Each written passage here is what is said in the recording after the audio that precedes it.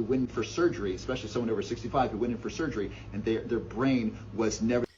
Well, this is an important topic brought up by Robert Love about the connection between anesthesia and cognitive decline, particularly in the older population above the age of 65.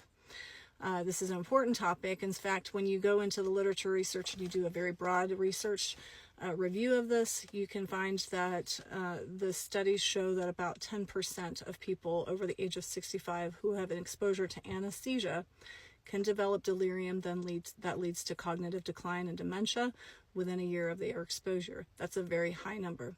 Hi, my name is Dr. Sandy Barger. I'm a PhD in natural medicine, but most importantly, I have been practicing anesthesia for 15 years. So there's a story behind that, but we won't go into that today. Today, I want to just talk about some of the things that Robert Love brought up and just expose a little bit more of the problems that lead to cognitive decline when exposed to anesthesia. As you can see, I'm wearing a hat that we often wear in the OR, and this is a hat that shows the list of all the drugs that we use.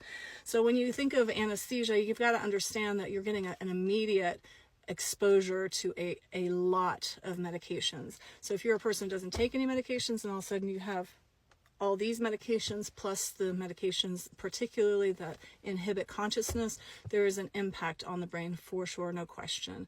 Now, I trained the author of the study that Robert Love brings up in this video.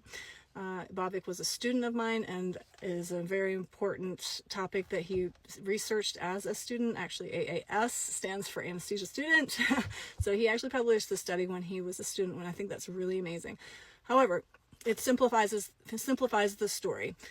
Cognitive decline is not just a problem with the conduction of acetylcholine. The way these anesthetics work is much more complicated than that.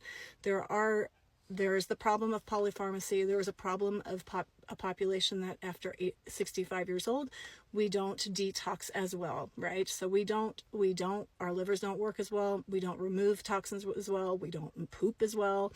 We don't get as much sunlight. We don't move as much. So these are all contributing factors between the person and the actual exposure, and that's why the risk is higher as you age. Now, there are other risk factors. If you have already got cognitive developmental problems, autism, ADHD, those type of things, you are actually a little bit more risk. And if you have an exposure, if you have things like hormonal imbalances, like polycystic ovarian syndrome, those type of things can also inhibit your ability to detox as well. So you should be a little bit more proactive about your preparation and recovery from anesthesia in order to avoid the unwanted side effects on your brain. Anesthesia, it directly impacts the brain because it directly suppresses consciousness in order to safely deliver you through anesthesia.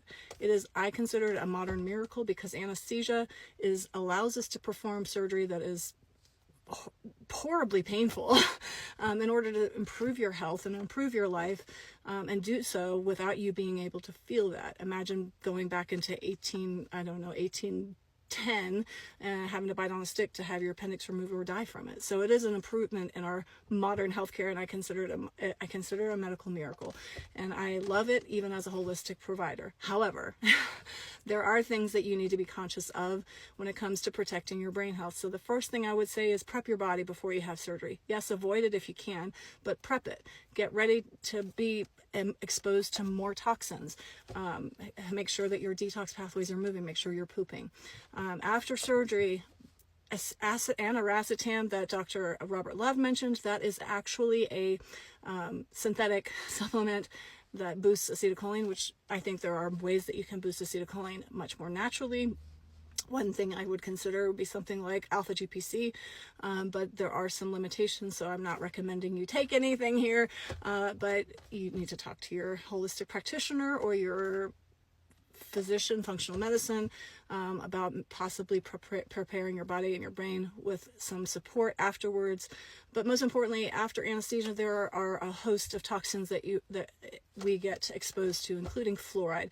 Our gases are made from inhaled fluorides, so they're very, very concentrated. And I am coming up with a product for you, and I have a book underway that will explain this in more detail, that will give you actual strategies before and after anesthesia, and list all the things you can do, because there's not just one thing, and I don't recommend aniracetam at this point.